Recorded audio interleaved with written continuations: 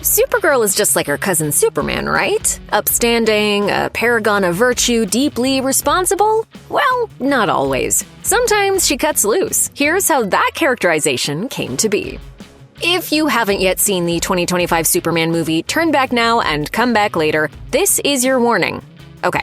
If you're still here, you've either seen it or don't care. So here's the big spoiler. Supergirl, played by Millie Alcock, appears at the very end of the film in a state you might not expect. She's drunk. She comes stumbling into the Fortress of Solitude wearing a coat over her costume, wondering why Big Blue moved the door. Superman seems a little annoyed to see her. Krypto, who it turns out is her dog, is over the moon though. This all makes it clear why Krypto has been so poorly behaved. I thought I told you to keep an eye on him. We feed the canine, but he is unruly. After Supergirl leaves with Krypto, Superman explains to his robots that his cousin loves to go party on other planets, ones with red suns, where her powers are dulled so she can get drunk. For a lot of viewers, this characterization of Supergirl kind of comes out of nowhere. Nearly every version of Kara Zor-El on screen before this has been totally straight-laced. So what's the origin of this take? If you've been listening to DC Studios co-head James Gunn, it's more than clear that it's from one specific source.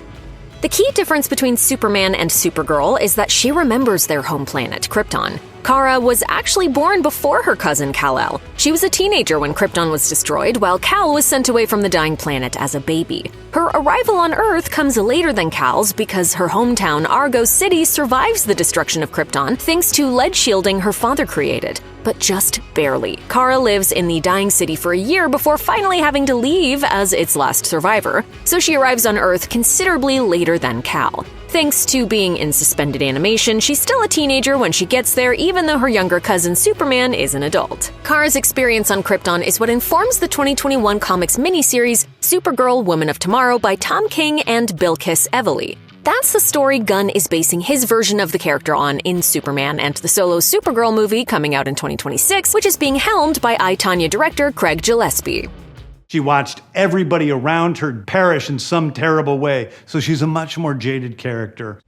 Like many of King's comics, Supergirl Woman of Tomorrow is all about learning to live with trauma. It begins on Supergirl's 21st birthday. Since, in the American way, that means Kara can legally drink now, she's at a bar on a remote planet with a red sun. She's already pretty wasted by the time she gets into a bar fight with another patron. He's being a huge jerk to a young woman named Ruthye, who is asking for help avenging her father's death. Supergirl beats the guy up, but then immediately passes out. When she wakes up, Kara finds that Ruthye has looked after her in a room at an inn. Having seen Supergirl's fighting skills, Ruthye now wants Kara to kill her father's killer. Of course, Supergirl has responsibilities to get back to on Earth, and also has some rules against killing, so she initially refuses. But then Ruthye mentions that she lost her world, triggering Supergirl's own trauma. After some complications, Supergirl agrees to help her. As Supergirl helps Ruthye, she also works through her memories of Krypton, from her parents' deaths to the destruction of Argo City to her eventual departure. After finally capturing the man who killed Ruthye's father, Kara prevents her from killing him,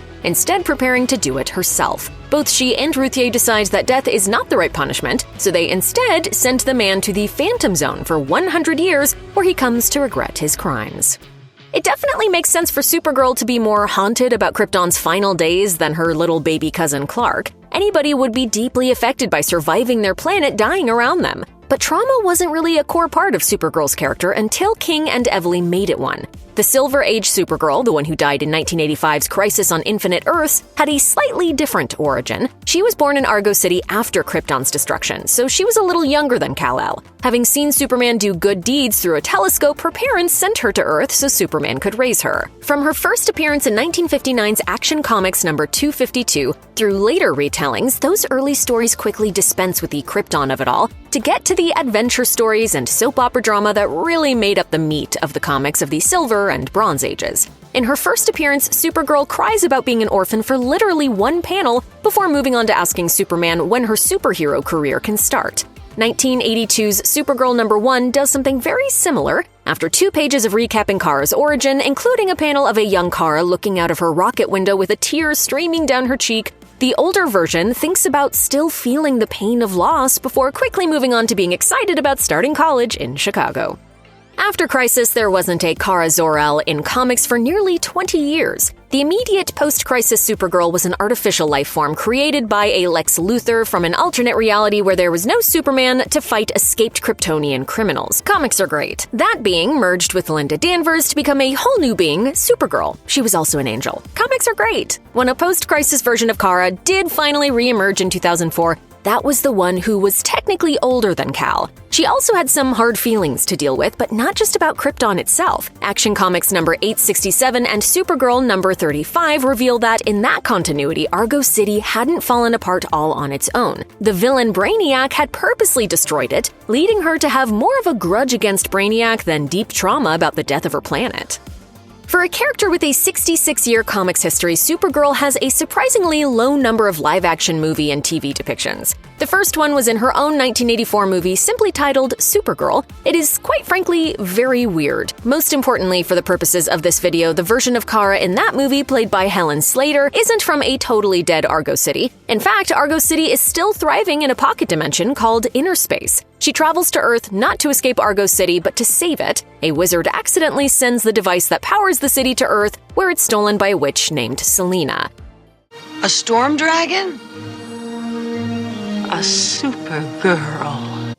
So Supergirl has to fight Selena and a shadow demon she summons to get it back. The movie ends with Kara returning to Argo City with the device restoring its power. She never even meets her cousin Superman and has no inner turmoil to work through. The movie flopped, and Slater's version of the character didn't appear again until making a brief CGI cameo in 2023's The Flash. The live-action version of Supergirl that is probably the most familiar to Superman audiences is the one from the Supergirl TV series that debuted on CBS for one season in 2015 before moving to the CW for 5 more seasons. The Kara Zor-El played by Melissa Benoist has a fairly comics-accurate origin, except the tween Kara was sent to Earth immediately after Kal-El in an effort to protect him. She just got stuck in the Phantom Zone for a while on the way. The slight change in her origin makes it so that this Kara missed the actual final days of Krypton, so she also is not carrying around that specific trauma. If there's one key adjective to describe the TV Kara, it's chipper. She's friendly and eager to help in any given situation, but that's not to say she isn't carrying around some anger. In the first season, when she finds out that her parents sent her to Earth in part as bait to draw out her escaped criminal aunt Astra, her rage comes out. You let everyone that I love die! You left me! You left me alone! You sent me away! Supergirl also appears in a few seasons of Smallville, played by Laura Vandervoort. In a strange sequence of events that happens a lot in the later seasons of the series, Smallville's Supergirl appears in costume and does superhero stuff well before Clark dons a Superman suit. Upon first arriving on Earth, she spends a long time hunting down information about her past. Like the post-Crisis Comics Kara, a lot of it is tied up in anger at Brainiac. That said, she is a bit of a rebel, which has at least some similarity to her portrayal in Superman. By the end of the series, Supergirl goes to the future so Superman can fight his fight alone. And then there's the Supergirl from The Flash, played by Sasha Calle. That Kara is definitely an Elseworlds version of Supergirl, whose rocket lands in Siberia instead of the United States. It's clearly a nod to the out-of-continuity Superman Red Sun comic book series. The Supergirl in that movie is almost entirely driven by anger over her imprisonment, that her version of Kal-El is dead, and for Krypton. She's repeatedly killed as the Flash makes history repeat over and over in futile attempts to save her.